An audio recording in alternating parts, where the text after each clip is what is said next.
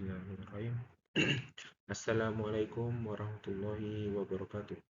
Perkenalkan, nama saya Resca Febriansyah, biasa dipanggil Reza, dari Fakultas Ekonomi dan Bisnis Islam, Program Studi Manajemen Bisnis Syariah, kelas B semester 1. Di sini saya akan memaparkan beberapa materi yang berkaitan tentang akuntansi dari kelompok 7 hingga kelompok 13. Baik, langsung saja.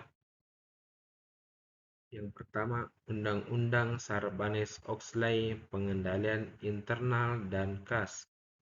Undang-Undang Sarbanes-Oxley atau biasa disingkat SOX dibuat sebagai respon terhadap skandal akuntansi yang parah pada awal abad ke-21, termasuk skandal Enron, Tyco International, Edelpia, Green System, dan WorldCom. Skandal-skandal ini menyebabkan kerugian triliunan dolar bagi investor dan mengguncang kepercayaan publik terhadap pasar saham nasional.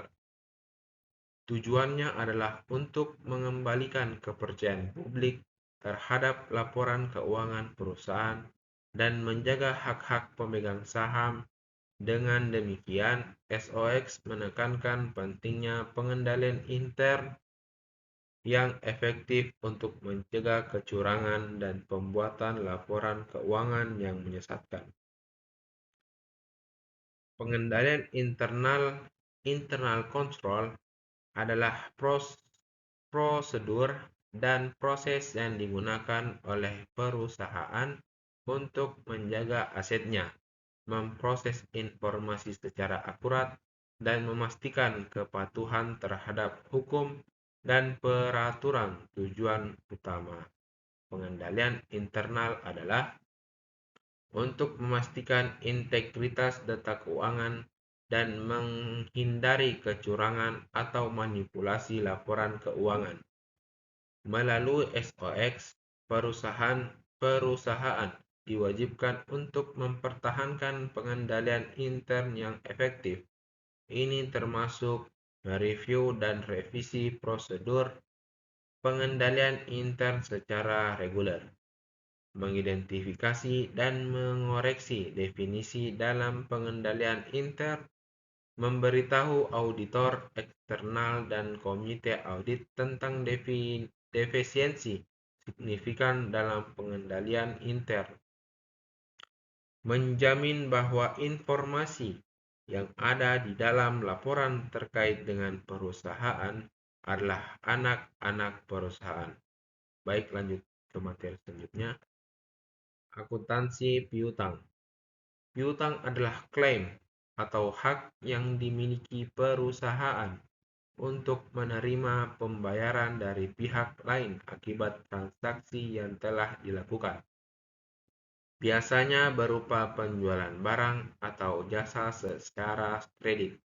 Dalam akuntansi, piutang dikategorikan sebagai aktif lancar karena diharapkan dapat dikonversi menjadi kas dalam waktu 1 tahun.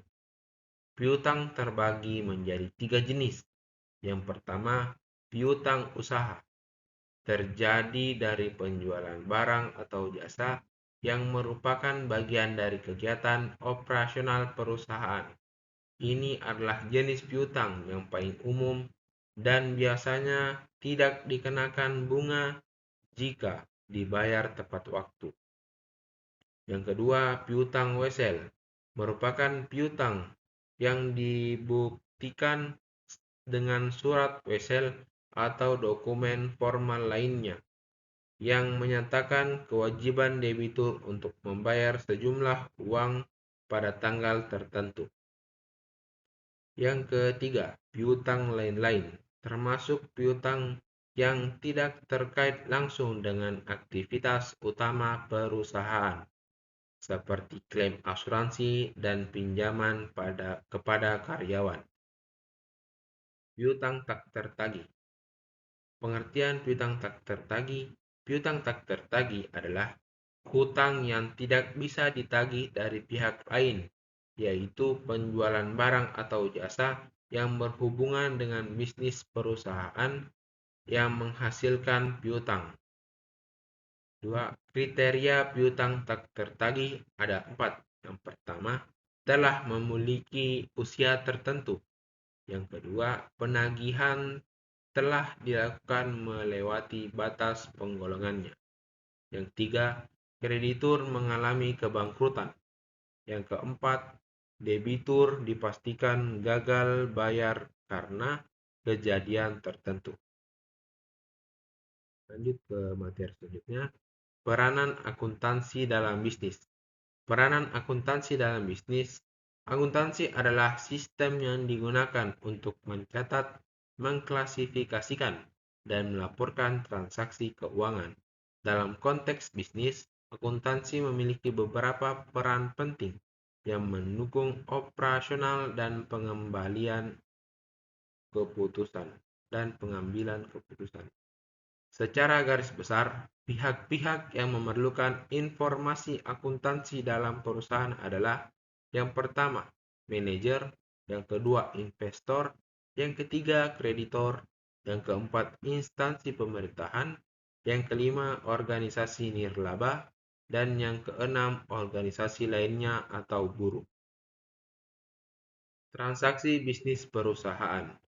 Sebagai sebuah organisasi yang berorientasi pada perolehan laba, perusahaan akan berusaha untuk menghasilkan barang atau jasa untuk dijual ke konsumen dengan harga tertentu hingga perusahaan mendapatkan keuntungan.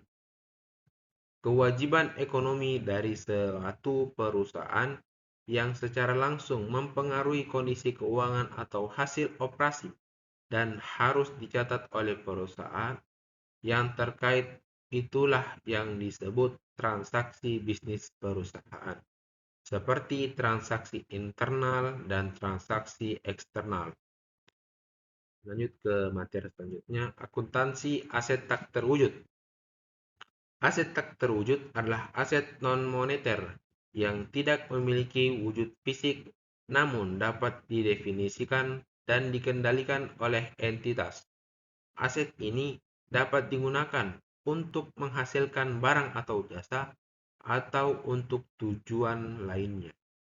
Perbedaan utama antara aset tak terwujud dan aset berwujud adalah fisiknya. Aset berwujud memiliki wujud fisik yang nyata, bisa diraba, bisa ditebak, dan bisa disentuh. Pelaporan aset tak terwujud. Pelaporan aset tak terwujud dan laporan keuangan bertujuan untuk memberikan informasi yang transparan dan akurat kepada para pemangku kepentingan mengenai nilai dan dampak aset-aset tersebut pada kinerja perusahaan.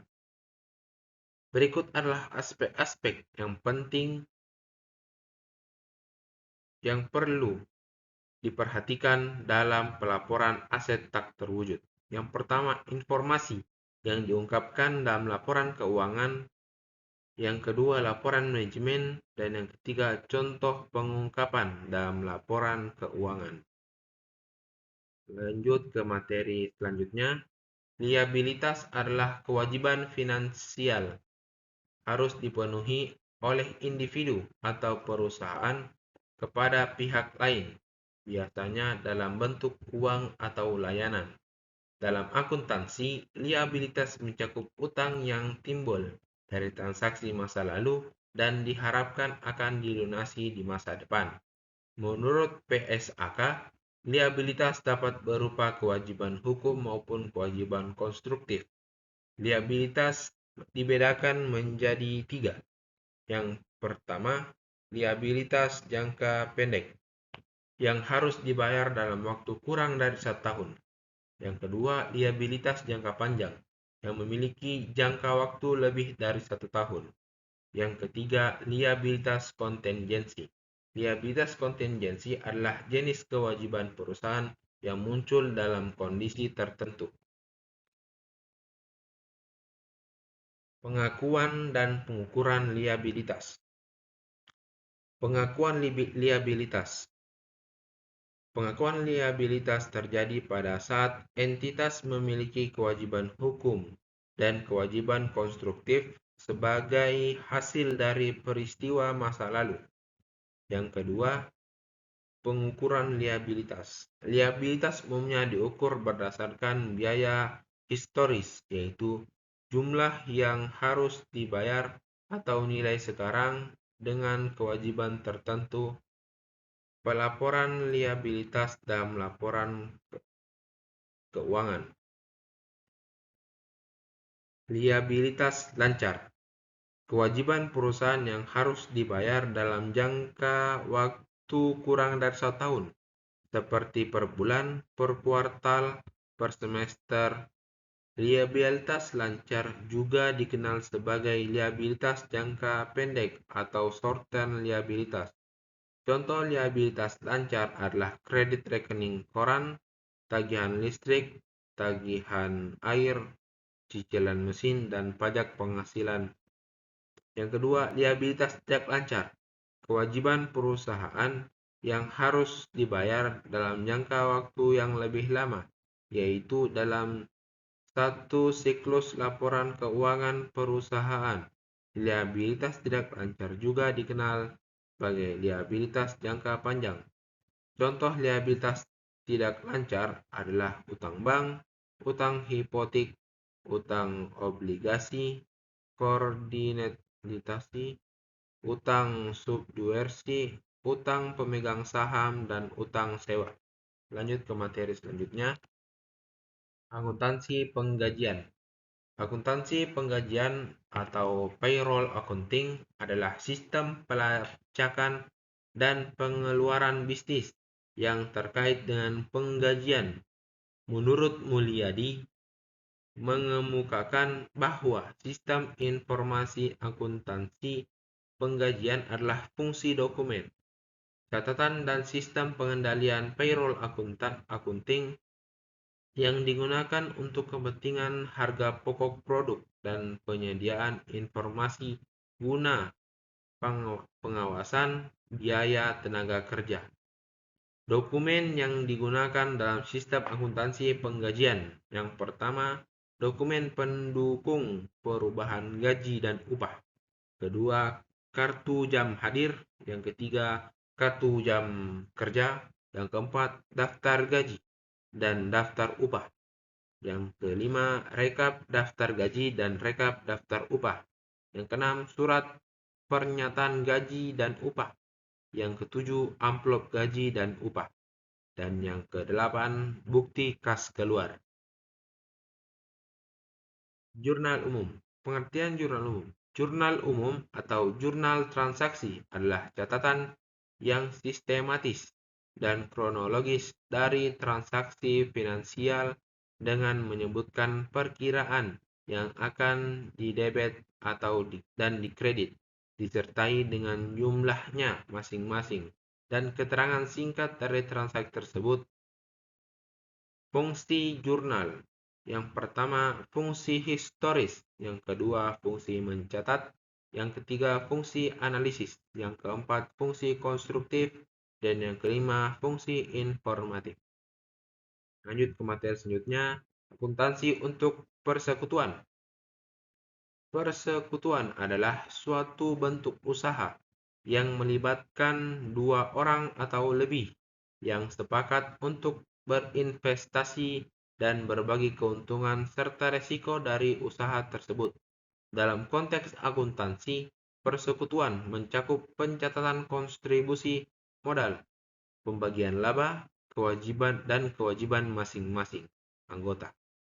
Persekutuan dapat bersifat fleksibel dan disesuaikan dengan kebutuhan anggotanya, sehingga sering dipilih oleh pengusaha yang ingin berkolaborasi.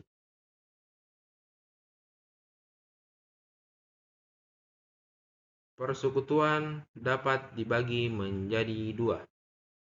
Yang pertama, persekutuan firma adalah persekutuan yang didirikan atau diadakan untuk menjalankan perusahaan dengan menggunakan nama dengan menggunakan nama bersama di mana semua sekutu bertanggung jawab penuh dan biasanya ikut aktif mengelola perusahaan.